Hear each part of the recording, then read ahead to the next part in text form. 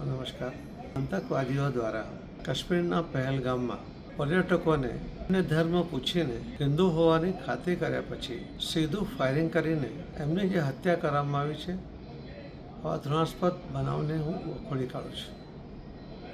આ બનાવમાં મૃત્યુ પામનાર આ દેશના લગભગ 28 જેટલી વ્યક્તિઓ કે જેમને એમની પત્નીની હાજરીમાં, એમના સ્નેહી સગાઓની હાજરીમાં જે હત્યા કરવામાં આવી છે, એ અત્યંત દુઃખદ ઘટના છે. ગુજરાતના પણ 3 લોકો, ભાઈ શ્રી શૈલેષભાઈ, શ્રી યતીશભાઈ, શ્રી સ્મિતભાઈ, આ 3 જણનું પણ આ બનાવની અંદર એમનું પણ મૃત્યુ થયું છે.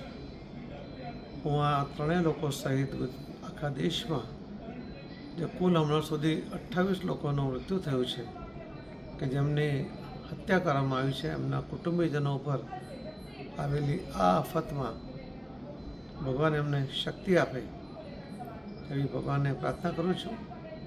માનનીય પ્રધાનમંત્રી શ્રી મોદી સાહેબ પણ પોતાનો પ્રવાસ ટૂંકાવીને તરત જ ભારત દેશ પાછા આવ્યા છે અને આખા દેશને વિશ્વાસ છે કે જેમની હત્યા થઈ છે એમનો બદલો જરૂર લેવામાં આવે. આખો દેશ એક થઈને એની રાહ જોઈ છે અને ચોક્કસપણે બીજી વાર આવું કોઈ કૃત્ય કરતાં પહેલાં વિચાર કરે એવી કડક સજા એમને થાય એ કરવા માટે આપણે બધા કટિબદ્ધ છીએ.